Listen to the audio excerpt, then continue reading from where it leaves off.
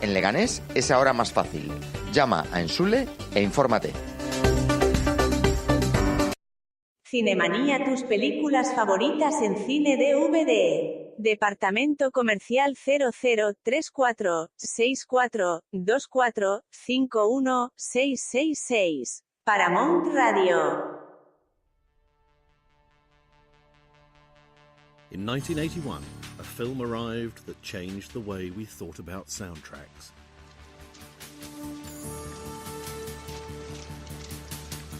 The title sequence of Chariots of Fire is set in 1920s England, but the theme music was created using the latest electronic technology. It shouldn't work, but it does, because the score, by Vangelis, captures the rhythm and exhilaration of the runners.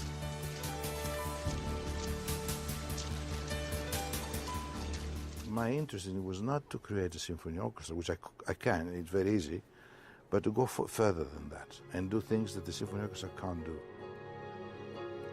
Chariots of Fire proved once and for all that an electronic score could be as moving and uplifting as any performed by an orchestra.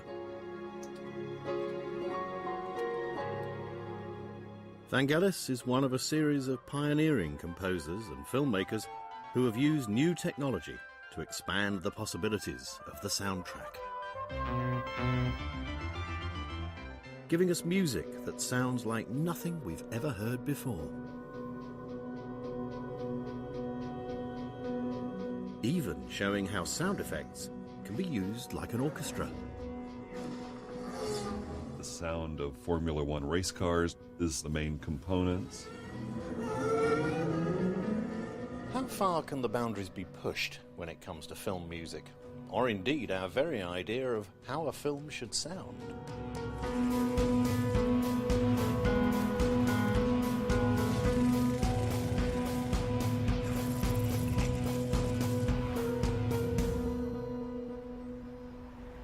The moment Hollywood woke up to the fact that it didn't always need conventional instruments for a powerful film score came in 1945, when the Hungarian composer Miklos Rozsa was invited for a meeting with Alfred Hitchcock.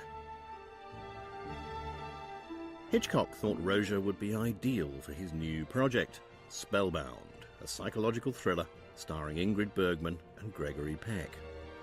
But Hitchcock told Rozsa he wanted something special, a new sound to reflect the disturbed mind of Peck's character. And Rozsa immediately knew what he needed to do the job.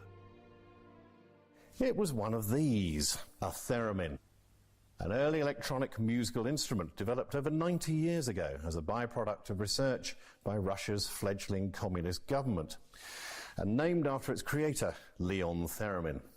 You play it without touching it. This antennae here develops an electromagnetic field which, when it's broken by the hand, changes pitch. This one here, when it's changed, is the volume, and it goes up and down like that. You can get a scale by moving the hand further and further away like this.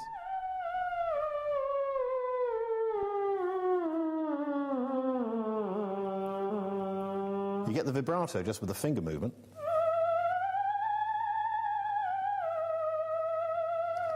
Rozsa had wanted to use a theremin for years. Now, at last, he had the perfect opportunity. This is the scene from Spellbound that Rozsa used to demonstrate the theremin to Hitchcock. In the film, Gregory Peck's character is afflicted by mysterious mental attacks, triggered unpredictably by ordinary objects.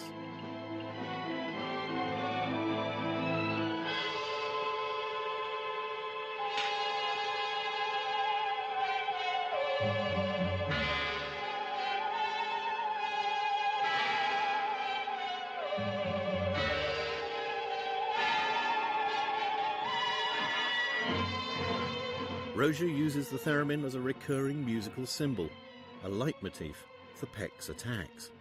But he carefully integrates it with the traditional orchestral score, allowing the theremin's sound to catch us by surprise, disorientating us.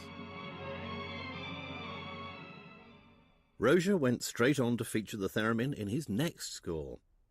The Lost Weekend, directed by Billy Wilder, was a groundbreaking story about addiction, and Roger again used the theremin for psychological effect, as the siren song of the alcohol that tempts Ray Milland's character.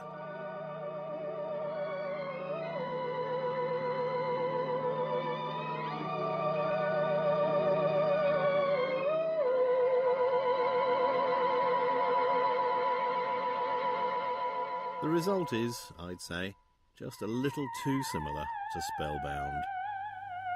And although both scores were nominated for Oscars, and Spellbound won, Roger didn't hurry to use the theremin again. Perhaps he realised its distinctive sound could easily become a cliché, an inherent risk with all new technology. What can initially sound fresh and distinctive can very quickly become over-familiar, especially if the instrument's range is limited both by its own sound and by the willingness of composers to find new ways of using it. And indeed, by the 1950s, the theremin had become a staple of science fiction films, its eerie sound a predictable shorthand for the alien and unearthly.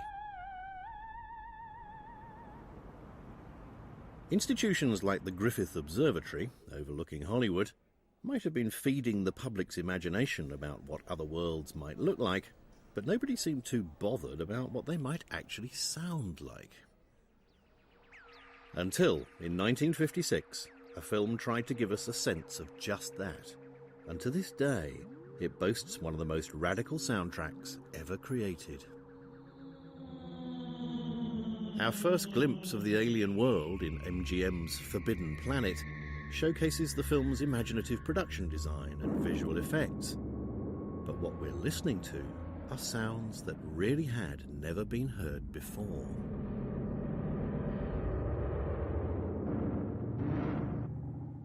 Forbidden Planet was a B-movie dressed up for the MGM luxury goods market. There's no suggestion the studio wanted anything other than a conventional music score for their movie, possibly including the ubiquitous theremin. However, the sound effects were going to come from the other side of space as far as Hollywood was concerned, the New York avant-garde arts circuit. Employed to create the effects were Louis and Bibi Barron, a young married couple from the Greenwich Village arts scene.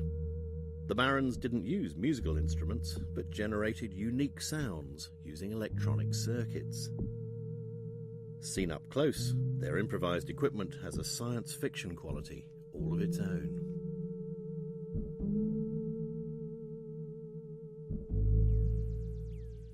The Barrons had offered their services to the head of MGM. He gave them a print of Forbidden Planet and asked them to come up with some sound effects. And left to their own devices, Louis and Bibi got kind of carried away. Instead of the 20 minutes or so of quirky electronic sounds they were supposed to produce, they actually handed over an entire score for the film. And the studio loved it. The result was the first fully electronic score for a motion picture. What's so striking about the Barrons' achievement is that it's hard to tell where the score ends and the sound effects begin, as in this scene.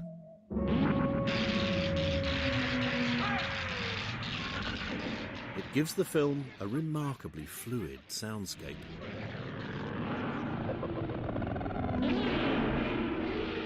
Forbidden Planet was a hit, which meant that the Barrons' soundtrack was perhaps the most innovative so far to reach a mass audience. No doubt the outer space setting made it more acceptable to the public. But within just a few years, Alfred Hitchcock would commission an even more daring score, set in an altogether more earthly location. This is Bodega Bay, just north of San Francisco. It's lived in our nightmares for the best part of half a century, largely because of a soundtrack that doesn't contain a single orchestral instrument.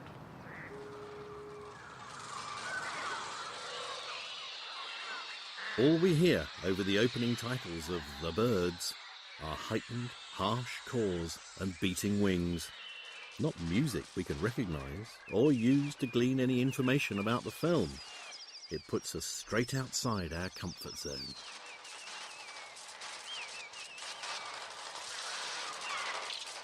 None of those bird sounds are natural. They were created on this, an electronic instrument called the trautonium. Invented in Germany not long after the theremin, it had later been developed to the point where it could produce a wide range of artificial sounds. With Spellbound, Hitchcock had shown his readiness to work with unconventional instruments. He was promised that the trautonium offered a new dimension in film production. But what he wanted was a new dimension in terror. The film tells a story of ordinary birds suddenly, murderously, turning on the inhabitants of an isolated community. Hitchcock cleverly realised that the sound of the birds was crucial to our sense of their presence and power, and that a traditional musical score could clash with or undermine this. So he dispensed with one. Instead, Hitchcock and his regular composer, Bernard Herrmann, devoted their energies carefully to selecting and placing the sounds of the birds, created artificially on the trautonium. My favourite scene follows the film's heroine, played by Tippi Hedren, as she waits here outside the island's school. It's a masterly use of sound and its absence to build suspense.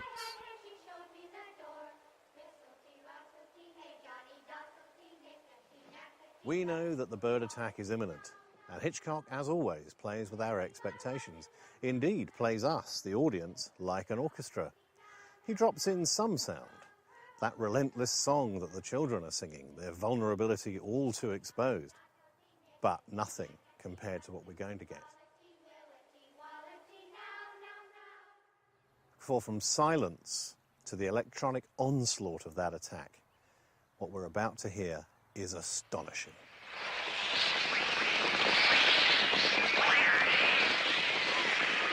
Those birds aren't singing with their own voices.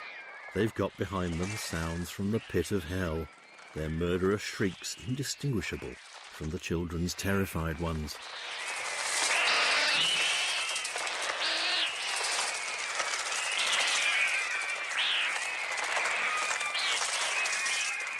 Don't for a moment think that just because there isn't a musical instrument on the soundtrack, that The Birds doesn't have a score. It does. It's as engaging as the score for Vertigo, as immediate as the score for Psycho. Because Hitchcock, genius that he was, knew that when you put these things together, they all basically came from the same place. As he said himself, when you put music to a film, it's just another sound, really. On The Birds' release, the critics seemed more bothered by the story and acting than the soundtrack. But audiences didn't seem to mind.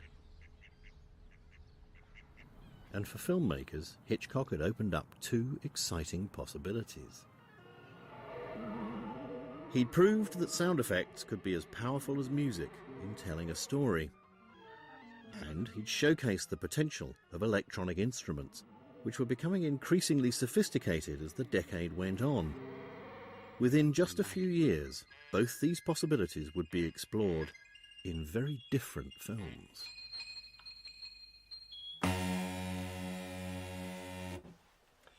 This is an original Moog synthesizer from the mid-60s. As you can see, the keyboard is pretty understandable.